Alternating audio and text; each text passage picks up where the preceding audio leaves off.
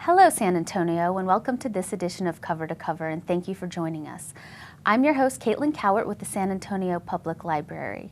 The library promotes learning and literacy in all forms and is the premier resource for education, support, self-directed learning, and literacy. This month, we kick off our annual summer reading program and Mayor's Summer Reading Club. This year's theme is Every Hero Has a Story. Today we are joined by Jennifer Velasquez, Teen Services Coordinator, and Rachel Barrera, Children's Librarian, who are here to tell us more about what to expect at the library this summer. So Jennifer and Rachel, welcome to the show. Hi, Caitlin. Hello. Y'all are getting ready. You've been getting ready, and we're all excited for summer reading programs to start this year. We're officially launching on June 1st. Right. So Rachel, you work with the Children's Department. Tell me a little bit about how we're going to see the theme Every Hero Has a Story in the children's programs. Well, we have two parts of the library programming. We have the reading club and we have the programs that we do at the library. In those programs, when you come to the library, you're going to see themes about heroes, all different kinds of heroes. Heroes that are children, you're going to see animal heroes, superheroes, heroes every day.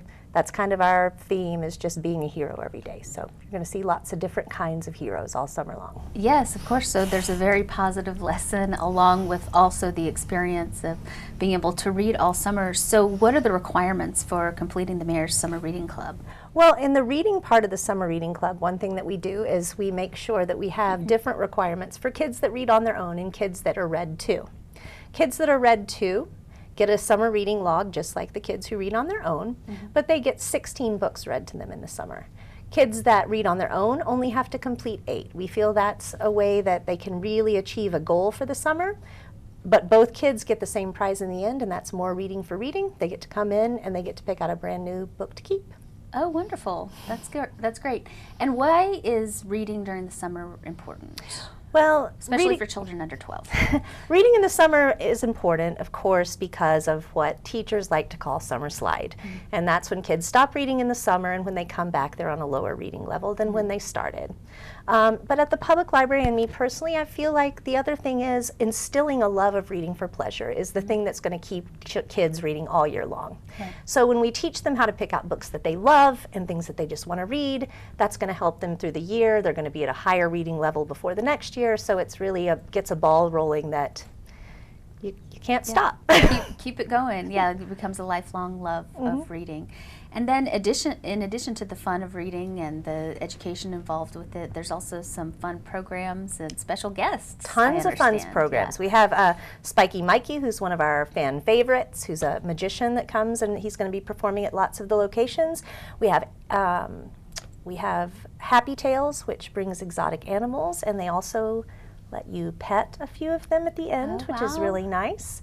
We also have a really great new puppet show, Eulenspiel Puppets. They're going to come and do a puppet show about heroes this summer. And finally, we have a naturalist, Tom the Naturalist, who comes and does a great show about nature in San Antonio and the things that we can look and see around us. All right, wonderful. And of course, San Antonio can find out all about the programs and the times at www.mysapl.org, and then also sign up online. And then, of course, you can sign up in any location as well and read physical books or read digital books online. So let's talk a little bit, Jennifer, about teens. Tell me about the programs y'all have planned. You know, just as Rachel was saying, we think it's really important for teens to be engaged with their library outside of the school year. So during June and July, we invite them to visit their local library and, of course, register for the Teen Summer Reading Program. We think that's important, and we want to encourage parents to encourage their teens to do that. And it's a very simple process. It's a piece of paper. They write down their name, their age, their school, And we do it slightly differently than the children's program, where we encourage teens to read books but also to attend library programs. One of the things we think is super important for teens is to be involved in the planning and implementation and sort of directing the experience that they have with the library. Right. So we're always looking for teen volunteers to help develop and implement awesome programs for themselves and their peers. Oh, wonderful. And we have some great teen volunteers at the library. Absolutely. Working all across the system, and you'll have programs all over. Absolutely. And at every San Antonio Public Library location, every week there will be a free teen activity for Wonderful. 13 to 18-year-olds. That's our age range. Oh, okay. And at Central, during virtually every day during the summer, there's a free activity for teenagers, 13 to 18. And those Great. activities will take place in our brand new teen library. Oh my gosh, it's amazing.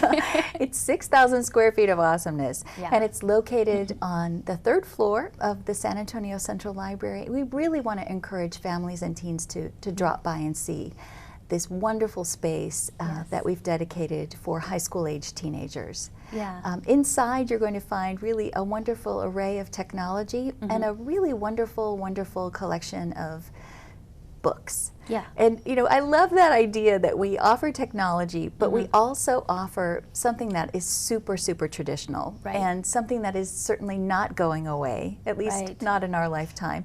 And that's the paper book. And we feel like that experience that teens have reading for pleasure during the summer is so important. And if our statistics, and you know I hate to talk about statistics, but I will, if our statistics tell us anything, it's that teens in San Antonio are reading and they're using their library. So we really would like to get the word out there that San Yeah. Antonio Central Library in particular, but all of our locations are dedicated to teens' academic success and a lot of summer fun. Yes, exactly. And what was the book series that you had showed us last week that always is flying off the shelves? I have absolutely no independent recollection. Okay. Well, all right. I wish I remembered the name of it, but But you know, there are several of those, and I love so much that, you know, we have wonderful collection development librarians who Yes. build that collection for us. But what we really rely on is are our teen users, because absolutely. teens who are out in teen culture and they know what's cool, they know Yeah. what they love, they're able to talk to librarians, and then we're able to sort of fulfill those requests for popular things that Yeah. that I can't even it will remember. be difficult to know, Exactly, you know, as exactly. an adult. So I think that sort of responsiveness is so important when we're building collections, when we're building programming, and even when we're building spaces for teens. Yeah, wonderful. Oh my gosh. And there also is an adult component. This is the 3rd year that there'll be adult summer reading program as well. So we're excited to have that as part of the package. Absolutely. So let's see. We have a few more minutes. Can you just tell us a little bit about what happens during the school year at some of the Sure. teen locations, and then at the children's locations as well? Sure. Shall I go first? Well, they're all the same locations, but different spaces in the library. So, Well, what I would say is the experience at many of our library branches during the school year is that we have what's called the after-school rush. yes. And I think this may come in waves where first it may be elementary school kids, and then middle school kids, and then high school students show up. And that certainly is the experience at Central Library, where we just fill up with teenagers after school. And that may sound like a nightmare to some people, but to the library, we love that. We love the idea that that teens who really have a choice about where to spend their out-of-school time choose to use the library. And so there are these incredibly positive things that can happen and that do happen at our libraries. Teens are engaged in group work and project work. You may find a Model UN class or a debate club coming together and working together in their community for things that they need to get done for school. But we also see teens need those volunteer service hours for school. Yes. And we just want to put out there that during the summer and during the school year, it's a wonderful opportunity for teens to get in touch with their local library and become involved as a volunteer. They can earn those school hours, those, what are they called? Public service hours Yes. for school during the summer and during the school year at their local library. And that doesn't necessarily mean they'll be spending their time reading, shelving books. Yes. They may be assisting with programming, they may be helping with the children's summer reading program. We're really going to base that volunteer service on what their interests are. It's so wonderful that they can collect those public service hours during the summer when you have time. Well, that's great. And one thing I observed in your new teen library space is how the seating at the computers works, because you have some teens that'll come in and use the computer, but then someone may have brought their own device, want to sit with their friends. Absolutely. So those chairs are coupled together. It's not just one chair per computer, and I think that's really cool. Absolutely. And you know, in a lot of libraries there's that rule, one person per computer. Yes. And that's just not any fun. You know, as an adult, that what you end Right. up doing is really sharing videos with your friends. And we know teens want to do that, and we want to be responsive to the way teens want to use technology and the way they want to use information, and really shape their library experience that way. Sure, sure.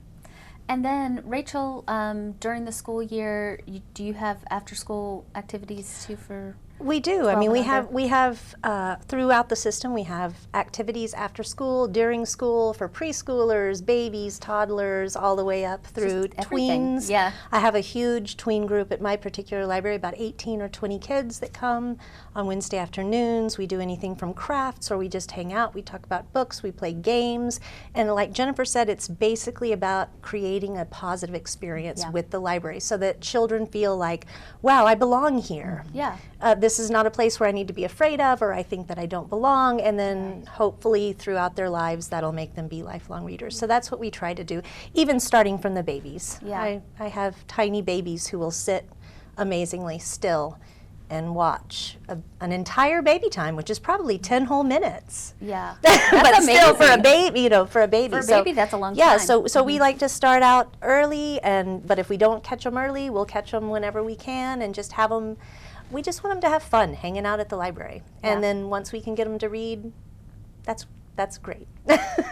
All right. Well, thank you so much. It's just been a joy having you here and hearing about Summer Reading Program and Mayor's Book Club for children. And we'll see you next time, and have a wonderful summer.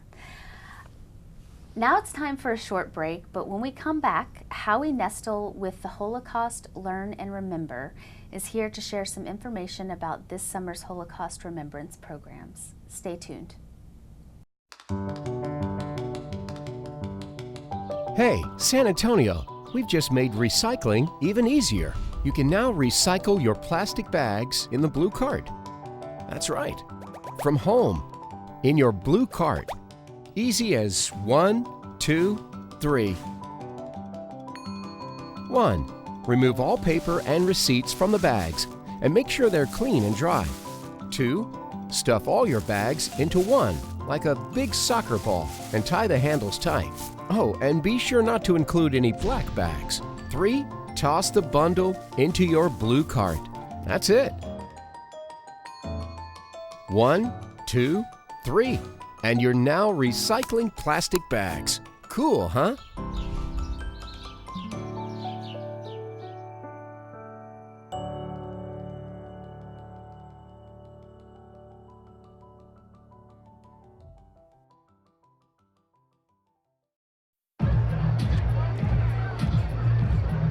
If you drive buzzed, it could cost you around $10,000. You'll face major legal fees, major fines, and steep insurance penalties. You could lose everything. Buzzed, busted, and broke, because buzz driving is drunk driving.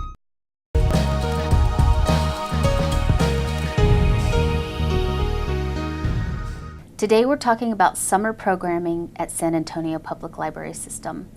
This year's summer reading program theme is Every Hero Has a Story. In conjunction with this theme, the San Antonio Public Library will observe the Holocaust Learn and Remember. Learn and Remember events will focus on liberators and rescuers, those courageous individuals who were able to hide and protect thousands of Jews and other victims of oppression. Joining us today is Howie Nestle, one of the founders of the Holocaust Learn and Remember Observance, and he's also the owner of Sharkmatic Advertising.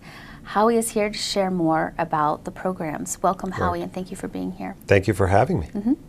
So tell me a little bit about what we can expect throughout the month of June through these events. Absolutely. Before I do want to share with you, you said co-founder, and I'm glad you mentioned that because this program, Holocaust Learn and Remember, which is on our third year here in 2015, was co-founded with my friend and a lot of people's boss, Ramiro Salazar, the executive director of the San Antonio Public Library. And 3 years ago, we were having a breakfast and we got on the subject of the Holocaust, and he asked me if there was a citywide event that I knew of that commemorates or has learning opportunities about the Holocaust. And I said that the Jewish community itself does have a day of remembrance called Yom HaShoah, but that as far as I knew, there wasn't one that was citywide. I actually then did a search, didn't even find a city-sponsored event anywhere in the nation. And so he and I decided to create Holocaust Learn and Remember and change the theme each year. And we're now on our third year. So it's very exciting to partner up with a library in this great free educational event. And I know that that's sort of been the cornerstone of the San Antonio Public Library for 100 years, is to offer free education accessible to the community here in San Antonio. And this is first of its kind in the country. Wow, wow. And I remember that first year, actually the first event was on my first day of work at the library. And it was just so amazing to be a part of something so important, to really connect on that first day. And the turnout of these programs through the years has been amazing. So many folks are coming out. Yes, we have thousands of people from local San Antonio communities coming to see the exhibits at the various branch libraries and also at the Central Public Library. So a complete listing of the events can always be found at our website, which is learnandremember.org. And we continuously update that because even throughout the month of June, we'll get new speakers or new programs, and we'll add those to the website as we go along. That opening year was important. We had the mayor kick it off, and ironically enough, we never really expected to or set this program up to be an annual event. Right. But we got so much positive feedback from the first year that from the podium, either the mayor or Ramiro or somebody said, look forward to this next year, and that automatically turned it into an annual event. Yeah, it naturally happened, a really positive and good thing. Naturally happened. So now we're on our third year. We try to partner up with different people. So the first year we partnered up with the Mazzal Holocaust Library, which was housed here in San Antonio and is now in Colorado at the University of Colorado in Boulder, which was the largest private collection of books and Holocaust documents in the world. The second year, and this year as well, the San Antonio Public Library partnered up with the San Antonio Holocaust Memorial Museum, which is at the campus of the Jewish Community Center. And that has been our partner both last year and this year. And we have one event there, but the museum is open year-round, and I think in 2014, almost 20,000 school-aged children got to tour the museum, and it's open to the public. So it's nice to have community partners like that. And education is critical, and I mean there's so many great opportunities for free learning in San Antonio, and I'm really excited to be a part of something like this. Right, yeah. And the library is very proud to partner with you and these other organizations. So tell me a little bit, we have survivors who will be speaking in June? We have survivors scheduled, and we also have a liberator scheduled. His name is Gerd Miller, and he is, I think, 91 years old. I've heard him speak before, and an incredible story. One of the reasons why, and I'll give you a quick distinction between rescuers and liberators. Rescuers were generally people who risked their lives during the Holocaust to save Jews and non-Jews. I mean, there were what they call Roma, which are considered gypsies now, today's terms, homosexuals that were targeted, some Poles or Slavics like Poles and Russians. There were people with physical disabilities that the Nazis targeted for extermination. So these rescuers risk their own lives to hide these people, give them food, and keep them from getting deported into the concentration camps. And then people like Gerd Miller, even though he was a survivor, he left Germany when he was a boy, but he went back as a soldier and was one of the liberators. And so one of the interesting things that I sort of surprised me when I heard Gerd Miller speak was the point of view from a liberator, because, you know, Holocaust survivors will talk about their experience while they were in a concentration camp. But now imagine somebody who has not seen what's going on in a concentration camp. You live in the United States, you join the US military, you fly to Germany and you become one of the liberators, meaning one of the first people to set foot from the outside into a concentration camp, and you see mountains of bodies and mass graves and the people that are alive or barely alive. You know, it's almost like walking into a scene from a horror movie. And so it was riveting to listen to him speak. He spoke for an hour in April of this year, and I got to listen to him.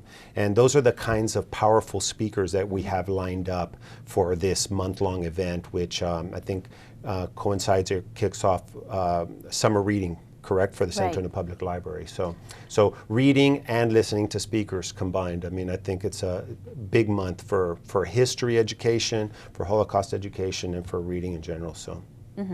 Yes, exactly. And we will have an exhibit too in the Central Library Gallery that folks can tour at any time through June. And right. Yep. And each year, that's sort of been one of the essential components of Holocaust Learn and Remember, where we have an exhibit of posters, pictures, and stories. This year, we have a couple of dozen posters, half or so of liberators and half or so of rescuers. And so we have pictures and the story of what they were able to do and how they saved Jews. And you know, I don't want to give them all away, but there is one story of a housewife and her 10-year-old daughter who actually hid an entire family in the attic of their shed. Okay, and so they would take them food and water every day, and 2 German soldiers happened to come by one day and they needed hay. So they were going into the barn where this family was being hidden in the attic part of the barn, and they, you know, if you've seen some of these old movies, you'll see that a lot of the hay is kept on top so the animals don't eat it. So they were going to climb up where the family was hiding, and they were going to take the hay from there. And this 10-year-old girl convinced the soldiers not to go up there. wow. I don't know what reason she gave, but you'll have to come and read the exhibit and read the visit story the that we have at the Central Library. Yes, and you also have some posters that we are going to display digitally as well. So yes, each year we try to do something different. Last year we had local politicians and business people and community leaders read stories of survivors, and we put those on iPads, and those were available at a variety of the branch libraries, and you got to listen to the stories of these survivors as read by local community leaders, and that was kind of neat. We'll have a lot of the posters and digital content that we've created, even in past years, and we'll put all that on the same website on learnandremember.org. okay, wonderful. And actually, I'm curious, do you have a book or two recommendations that you suggest people who want to know more about the Holocaust to read? You know, regardless of the age of your viewers and the age of people that come to the library, and I know it's from very small to very senior, I would say if you're going to get started, read The Diary of Anne Frank. I mean, it is incredible. And every single time I pick it up, I pick up a new nugget that really applies to what we're living through now, how to be a better human being. You know, there's one quote in specific that we'll put up on the website that says, "Isn't it wonderful?" And this was a quote directly from Anne Frank. "Isn't it wonderful that you don't have to wait a single moment to start improving the world?" Right. Wow. You know, and this is from a 15-year-old girl who, even her dad, who actually survived the Holocaust and went on to create the Anne Frank House and the Anne Frank Center in New York, said that when he read her diary, and he didn't read it for years after she was murdered in the Holocaust. He couldn't bring himself to read it. He said that he had no idea that she had all of these thoughts and these great words of wisdom. Yes, you know? it is amazing. So it's really quite phenomenal. So I would say to get started there, and there are plenty of great books, but I think it all depends on how much you can stomach, you know, because some Right. of it, there are some pretty harsh stories in there. We have a local survivor author named William Samuelson. I call him Billy, and he's a great author, and I have a few of his books, and I had a lot of trouble getting through them just because the stories are so hard to read. Right. But again, it depends on you know what you can take. But Right. so a lot of it's probably the most well documented. The Holocaust is the most well documented historical event we have. Yeah, absolutely. Well, we have a couple of minutes left. You were telling me you had a personal story about, was it your uncle? Right. My uncle, he's really my mom's uncle, but I call him Uncle Gene. So we'll leave it at that because he's very much alive and very much opinionated. So if he knows that I'm talking about him, I'm going to get in trouble. But I'm very proud of my Uncle Gene, and he was he's a Holocaust survivor, and he was a young boy when during World War II. And the city in which he lived, they had gotten the news that the Nazis were approaching, and it was Ostrog. And some of his family, they had a meeting. I mean, imagine, you know, you have to decide from one day to the next whether or not to leave. Right. And so they had a family meeting, and more than half of his family, aunts, uncles, grandparents, decided to stay. His parents and he and his siblings decided to leave.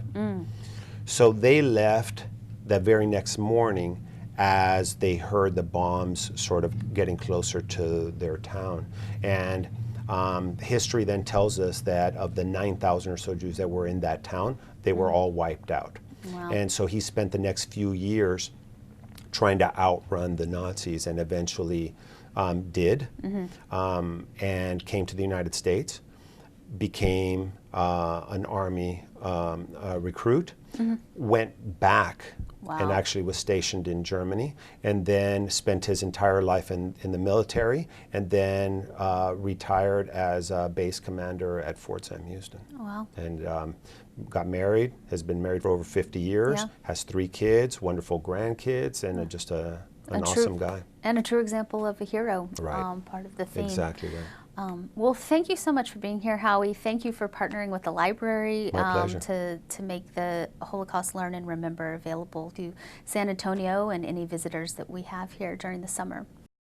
I'd like to thank our guests again for being here today. For more information about these and other happenings coming up at the library, head to our website at www.mysapple.org or follow us on Twitter or Facebook. Tune in next month for our next edition of Cover to Cover. Thank you. See you then.